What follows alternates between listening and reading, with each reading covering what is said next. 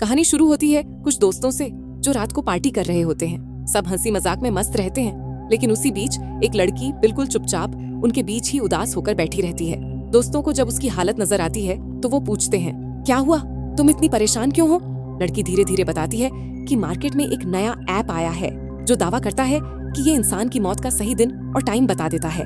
वो कहती है, मैंने आज सुबह वो ऐप डाउनलोड किया था और उसने लिखा है कि मेरी मौत सिर्फ 15 दिन बाद होने वाली है। ये सुनकर सब दोस्त पहले तो हंस पड़ते हैं और फिर मजाक मजाक में वही ऐप डाउनलोड कर लेते हैं। गेम बनाते हुए वो शर्त लगाते हैं, जिसके पास सबसे कम टाइम निकलेगा उसे टेबल पर रखी सारी ड्रिंक्स पीनी होंगी।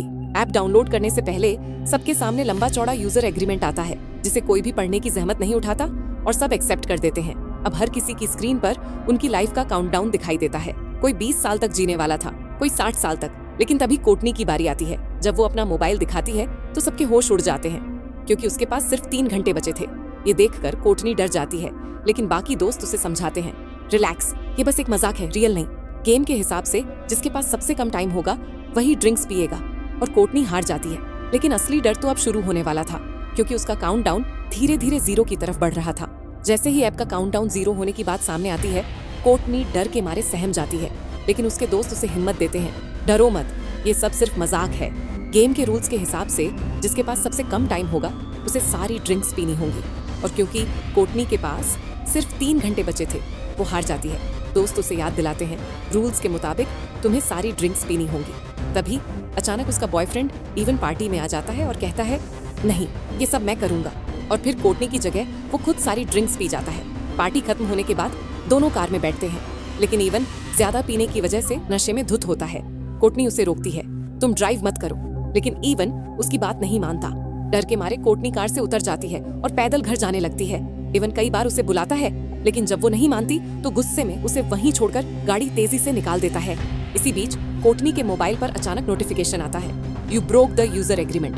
वो हैरान रह जाती है, समझ ही नहीं पाती कि इसका मतलब क्या है, लेकिन डर उसके चेहरे पर साफ नजर आता है। अचानक सड़क पर उसे एहसास होता है कि कोई उसका पीछा कर रहा है। काले कोट में एक अजनबी शख्स उसकी तरफ बढ़ रहा होता है। तभी ऐप का अलर्ट फिर बजता है।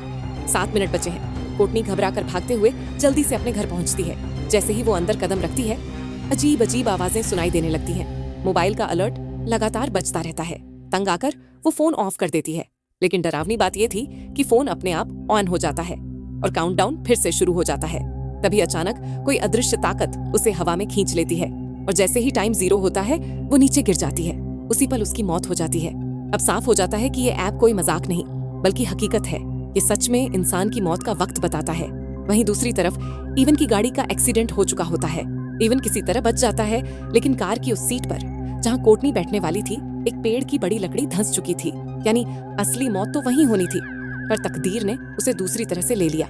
इसके बाद सीन कट होता है एक हॉस्पिटल में। यहाँ हमें क्वीन नाम की नर्स दिखाई देती है।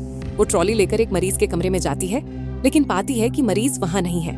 क्वीन मुस्कुराकर कहती है, मुझे पता है वो कहाँ मिलेगा, और वो सीधे वहाँ पहुँचती है। वो मरीज कोई और नहीं बल्कि इवन होता है। इवन बुरी तरह घबराया हुआ था। वो नर्स क्वीन को सब कुछ बता देता है। वो ऐप मेरी गर्लफ्रेंड ने डाउनलोड किया था और ठीक उसी टाइम उसकी मौत हुई जैसा उस ऐप ने लिखा था। क्वीन एवन को समझाती है, ये सब बस एक इत्तेफाक है। भला कोई ऐप कैसे किसी इंसान की मौत का सही वक्त बता सकता है? वो उसे शांत करने और सर्जरी के लिए तैयार करने की कोशिश करती है, लेकिन इवन किसी भी कीमत पर मानने को तैयार नहीं था, क्योंकि अब उसने भी वही काउंटडाउन ऐप डाउनलोड कर ली थी। ऐप के मुताबिक उसके पास सिर्फ 19 घंटे बचे थे, और ठीक 19 घंटे बाद उसकी सर्जरी होने वाली थी। इवन को यकीन हो चुका था कि उसी सर्जरी के दौरान उसकी मौत हो जाएगी। क्वीन बार बार उसे समझाती है, ऐसा कुछ नहीं होगा, ये सब दिमाग का खेल है। कुछ देर बाद क्वीन हॉस्पिटल की हेड नर्सेस से मिलती है। हेड नर्स उसे अपने साथ ले जाती है। वहाँ एक डॉक्टर और स्टाफ पहले से मौजूद होते हैं। सभी केक लेकर खड़े थे। असल में ये क्वीन के लिए सरप्राइज था, क्योंकि उसने नर्सेज की परीक्षा पास कर ली थी। सब हंसी खुशी बैठकर केक खाते हैं। इसी दौरान क्वीन बातों ही बातों में इवन और उसके काउंटडाउन ऐप का जिक्र करती है। ये सुनकर कुछ लोग बताते हैं कि उन्होंने भी इस ऐप के बारे में सुना है।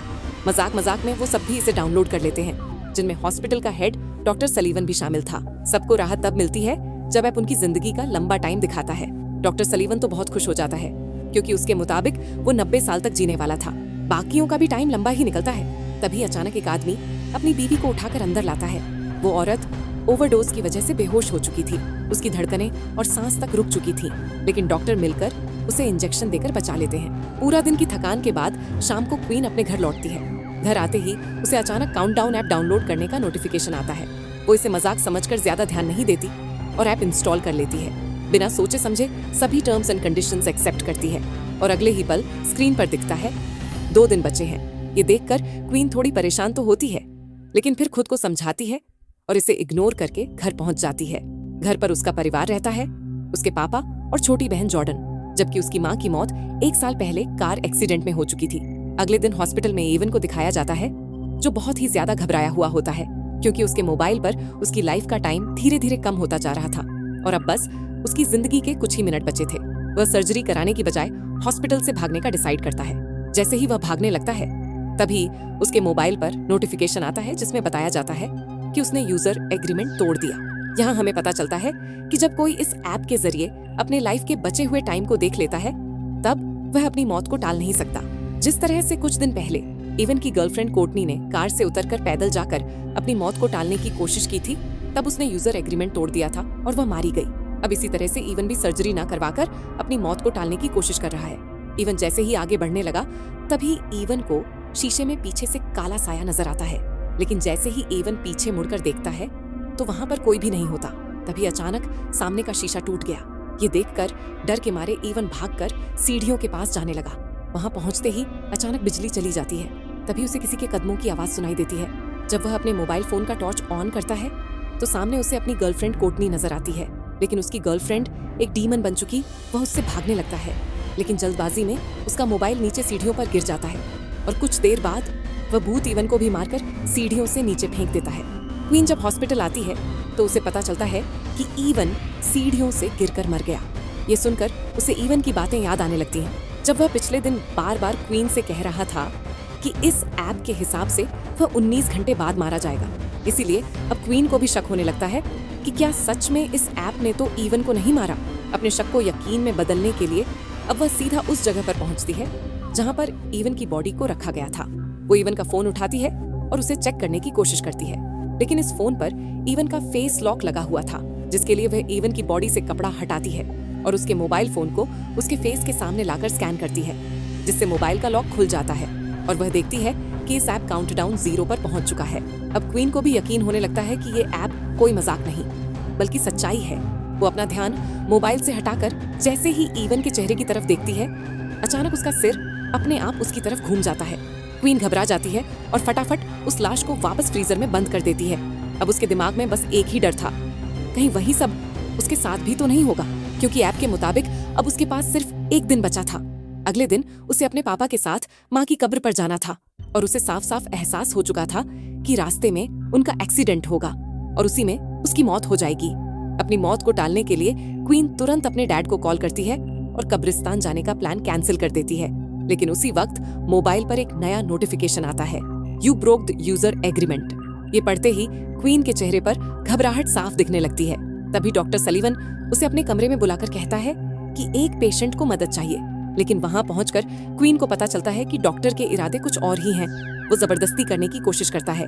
क्वीन जैसे तैसे खुद को छुड़ाकर भागती है और हेड नर्स के पास जाकर शिकायत करना चाहती है, लेकिन इससे पहले कि वो कुछ कहे, डॉक्टर चालाकी से हेड नर्स को किसी और काम में उलझा देता है। रात को घर लौटने के बाद क्वीन इंटरनेट पर इस ऐप के बारे में जानकारी खोजने लगती है। वो कॉटनी के बारे में पढ़ती है और फिर उसे एक वीडियो मिलता है जिसमें एक लड़की अपने अनुभव बता रही थी। लड़की कहती है, जब से मैंने ऐप डाउनलोड किया है मुझे अपने भाई का भूत दिखने लगा है जो कई साल पहले मर चुका था।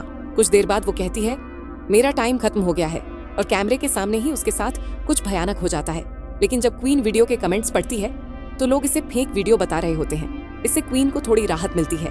वो लैपटॉप बंद करती है और जैसे ही मुड़ती है अचानक उसे एवन का भूत दिखने लगता है। क्वीन डर से चीख पड़ती है, लेकिन जैसे ही वो लाइट ऑन करती है एवन गायब हो चुका था।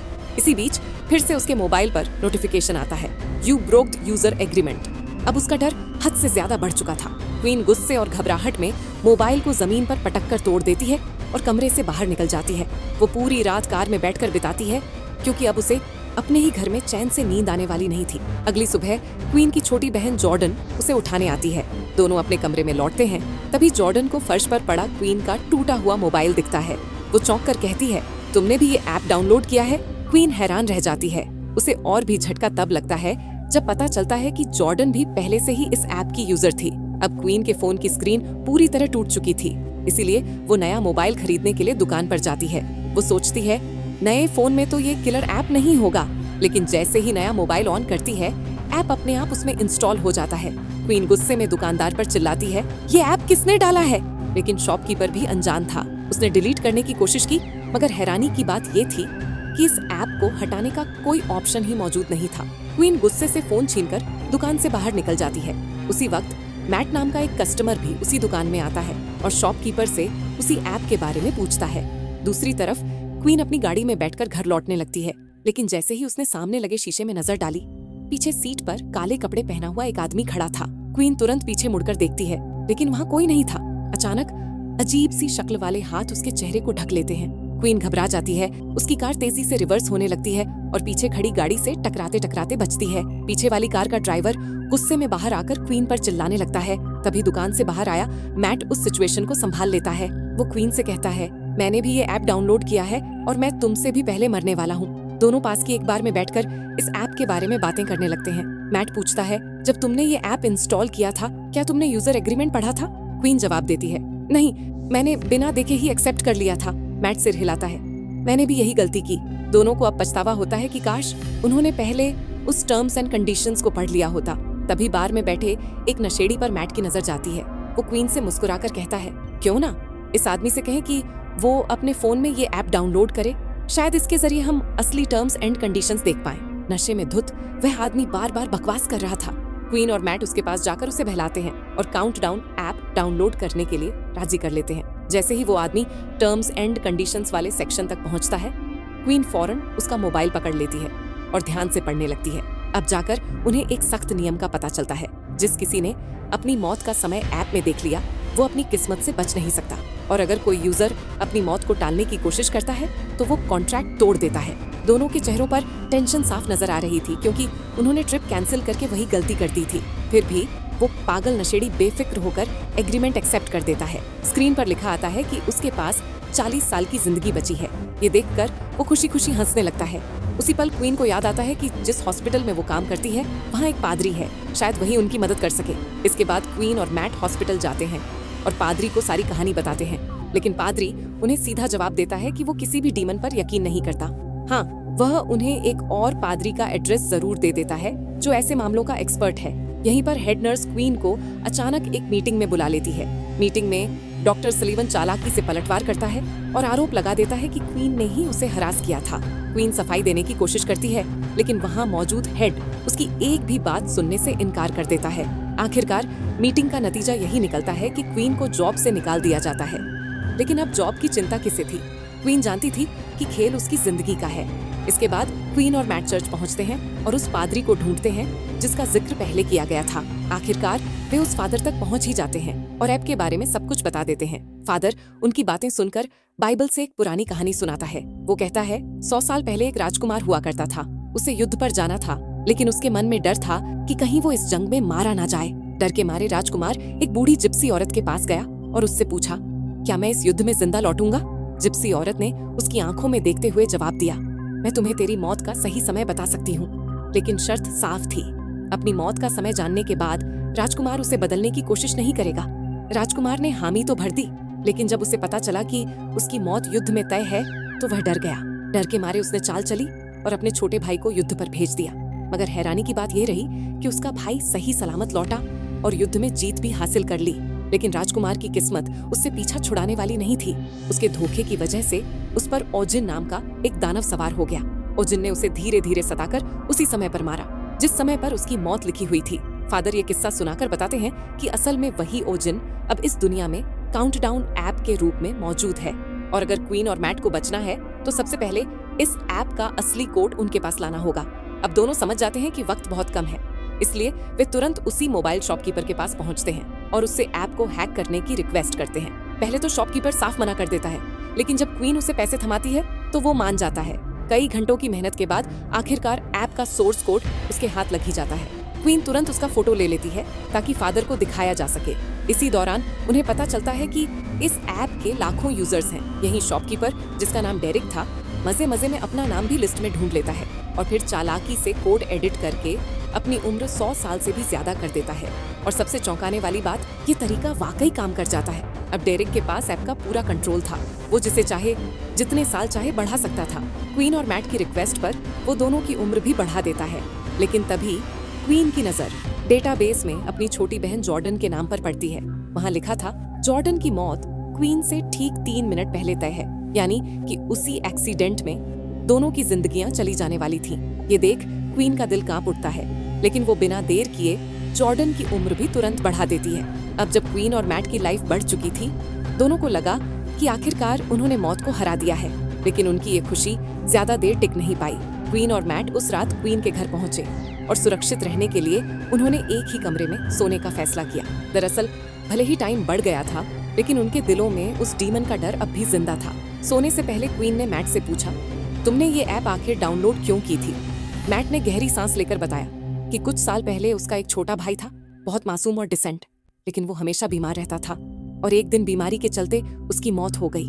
उस हादसे के बाद से ही मैट के दिल में मौत का खौफ बस गया और जब उसे इस ऐप के बारे में पता चला तो उसने जानना चाहा कि आखिर उसके पास खुद कितने दिन बचे हैं। इसी जिज्ञासा के चलते उसने ऐप डाउनलोड की। इसके बाद क्वीन ने भी अपनी कहानी शेयर की। उसने कहा कि एक बार वह अपनी माँ को बिना बताए पार्टी में चली गई थी और जब उसकी माँ उसे ढूंढने घर से बाहर निकली तो रास्ते में उनका कार एक्सीडेंट हो गया, जिसमें उनकी जान चली गई। क्वीन को हमेशा लगता रहा कि अगर उस रात वो घर पर रहती तो शायद उसकी माँ आज जिंदा होती।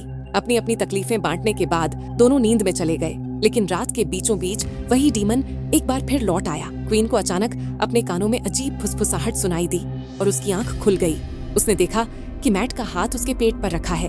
वो मैट का हाथ हटाकर उसे जगाने की कोशिश करती है, लेकिन तभी दरवाजा खुलता है और असली मैट अंदर आता है। क्वीन सन्न रह गई। असल में उसके पेट पर रखा हाथ मैट का नहीं बल्कि डीमन का था। डीमन क्वीन पर हमला करता है, लेकिन मैट हिम्मत दिखाकर उसका कंबल खींच लेता है। इतना होते ही डीमन अंधेरे में गायब हो जाता है। लेकिन यहाँ एक बड़ा सच सामने आया। ऐप को हैक करने से उनका टाइम बढ़ा जरूर था, पर अब काउंटडाउन फिर से अपने असली वक्त पर लौट आया था। यानी उनकी किस्मत से खेलना नामुमकिन था। क्वीन को अपनी छोटी बहन जॉर्डन की चिंता होने लगी। उधर जॉर्डन को भी डीमन डराने लगा था, लेकिन इससे पहले कि उसके साथ कोई हादसा होता, क्वीन वहां पहुंच गई और उसे सुरक्षित अपने साथ ले आई। अब तीनों, क्वीन, जॉर्डन और मैट, मिलकर फादर जॉन के पास पहुंचे। क्वीन ने उसे सब कुछ साफ साफ बता दिया कि उनका ऐप को हैक करने का प्लान पूरी तरह फेल हो चुका है और डीमन अभी भी उनका पीछा कर रहा है। साथ ही उन्होंने ऐप से निकाले गए उस सीक्रेट कोड की डिटेल भी फादर को बताई। फादर कोड को अच्छे से पढ़ने के बाद समझ जाता है कि जो भी यूजर एग्रीमेंट तोड़ता है उस पर ओजिन का श्राप लग जाता है। लेकिन फादर इसे बुरी नहीं बल्कि अच्छी बात मानता है, क्योंकि ये कर्ज तोड़ा जा सकता है। फादर का प्लान साफ था, डीमन को उसी के खेल में हराना। वह कहता है कि अगर डीमन को झूठा साबित कर दिया जाए तो श्राप टूट जाएगा। मतलब अगर किसी इंसान की मौत ऐप में बताए हुए टाइम से जरा सा भी पहले या कुछ सेकंड बाद होती है तो डीमन झूठा साबित हो जाएगा और कर्ज हमेशा के लिए खत्म हो जाएगा। इसके बाद सब बेसमेंट में पहुंचते हैं और वहां एक तांत्रिक सर्कल बनाते हैं। फादर समझाता है कि जब तक वो सब उस घेरे के अंदर रहेंगे, कोई भी बुरी ताकत या डीमन उनका बाल भी बांका नहीं कर पाएगा। लेकिन अगर कोई गलती से भी इस दायरे से बाहर निकला तो उसकी मौत तय है। इसी दौरान मैट की मौत का टाइम नजदीक आता है और लाइट्स तेजी से ब्लिंक करने लगती हैं। ये इस बात का संकेत था कि डीमन उसे लेने आ चुका है। अचानक डीमन सामने आता है, लेकिन सर्कल के अंदर नहीं घुस पाता। तभी मैट को उसका मरा हुआ भाई दिखाई देता है। असल में ये उसका भाई नहीं था, बल्कि डीमन ने उसका रूप लेकर उसे धोखा देने की कोशिश की। इमोशन में आकर जैसे ही मैट सर्कल से बाहर कदम रखता है, डीमन तुरंत उसका पैर पकड़ता है और उसे घसीटकर अपने साथ ले जाता है। क्वीन मैट के पीछे भागती हुई बाहर आती है, लेकिन बाहर पहुंचकर उसने देखा कि मैट बिल्कुल सही सलामत रोड पर खड़ा है। तभी अचानक एक तेज रफ्तार गाड़ी आकर मैट को टक्कर मार देती है। मैट बुरी तरह से कुचलकर वहीं दम तोड़ देता है। उसी पल उसके मोबाइल का काउंटडाउन भी 0 हो जाता है। मैट की दर्दनाक मौत को अपनी आंखों से देखकर क्वीन अंदर से टूट जाती है। लेकिन अब अगला नंबर जॉर्डन का था। बाहर निकलते समय जॉर्डन पहले ही बुरी तरह घायल हो चुकी थी, इसीलिए क्वीन उसे किसी भी हालत में बचाना चाहती थी। वो उसे तुरंत अपने ही हॉस्पिटल लेकर आती है ताकि उसका इलाज हो सके। इसी दौरान क्वीन की सहकर्मी नर्स उसके पास आती है और कहती है, तुम सही कह रही थी, डॉक्टर सुलिवन ने मेरे साथ भी गंदी हरकत करने की कोशिश की थी, ये सुनकर क्वीन की नजर उसी कमीने डॉक्टर पर पड़ती है। तभी उसके दिमाग में एक खतरनाक प्लान आता है। उसे याद था कि ऐप के हिसाब से सुलिवन की उम्र 90 साल है, यानी अगर क्वीन उसे अब भी मार देती है तो डीमन का झूठ साबित हो जाएगा और कर्ज टूट जाएगा।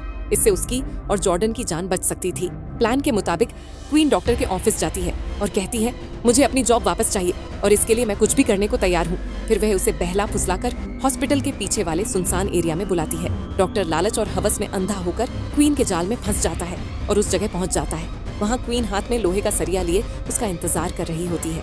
मौका मिलते ही वह डॉक्टर पर वार कर देती है। डॉक्टर जख्मी होकर जमीन पर गिर जाता है। क्वीन ने पहले से ही मॉर्फिन का इंजेक्शन भी तैयार रखा था। वो जैसे ही डॉक्टर को इंजेक्ट करने वाली होती है, तभी अचानक डीमन वहाँ आ धमकता है और डॉक्टर को खींचकर बचा लेता है।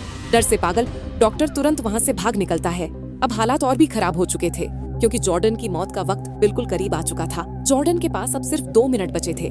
तभी अचानक डीमन उसके सामने प्रकट हो गया। जॉर्डन जान बचाने के लिए छुपने की कोशिश करती है, लेकिन तभी मोबाइल ऐप उसकी लोकेशन ट्रैक करके डीमन को बता देती है। अगले ही पल डीमन जॉर्डन को पकड़ लेता है। तभी क्वीन चीखते हुए सामने आती है। वह अपने हाथ में रखा मॉर्फिन इंजेक्शन खुद को लगाने लगती है। उसकी आंखों में बस एक ही ख्याल था, अगर मैं मर जाऊं तो कम से कम मेरी बहन बच जाए। डीमन अब चालाकी दिखाते हुए क्वीन के सामने उसकी माँ का रूप लेकर आता है। माँ को देखकर क्वीन की आंखें नम हो जाती हैं और वो कुछ पल के लिए इमोशनल भी हो जाती है, लेकिन तभी उसे याद आता है कि यह सब डीमन का भ्रम है। वह झिझके बिना मॉर्फिन इंजेक्शन खुद के हाथ में लगा देती है। क्वीन अपने वक्त से पहले मर जाती है और उसी पल डीमन की असलियत सामने आ जाती है। उसका श्राप टूट जाता है और ओजन यानी डीमन काले धुएं में बदलकर चीखता हुआ हवा में विलीन हो जाता है। अब जॉर्डन आजाद हो चुकी थी। वह दौड़कर क्वीन के पास आती है और फूट फूट कर रोने लगती है। तभी उसकी नजर क्वीन के बाजू पर लिखी एक दवाई का नाम पड़ता है। संयोग से वही दवाई क्वीन के हाथ में पड़ी शीशी में थी। जॉर्डन तुरंत इंजेक्शन भरकर क्वीन को लगा देती है। कुछ ही देर में मॉर्फिन का असर खत्म हो जाता है और क्वीन सांस लेने लगती है। जॉर्डन खुशी से उसे गले लगा लेती है। अब सबके मोबाइल में चलता हुआ काउंटडाउन वहीं रुक चुका था। क्वीन को उसकी जॉब वापस मिल जाती है और डॉक्टर सुलिवन को उसकी गंदी हरकतों के लिए जेल भेज दिया जाता है। कुछ दिन बाद क्वीन, जॉर्डन और उनकी फैमिली अपनी माँ की कब्र पर श्रद्धांजलि देने जाते हैं। सब कुछ सामान्य लग रहा था, लेकिन घर लौटते वक्त अचानक क्वीन के मोबाइल पर एक नोटिफिकेशन पॉपअप होता है। उसकी स्क्रीन पर नया ऐप अपने आप इंस्टॉल हो चुका था। नाम था काउंटडाउन 2.0 और यहीं पर यह कहानी एक भयानक ट्विस्ट के साथ खत्म हो जाती है।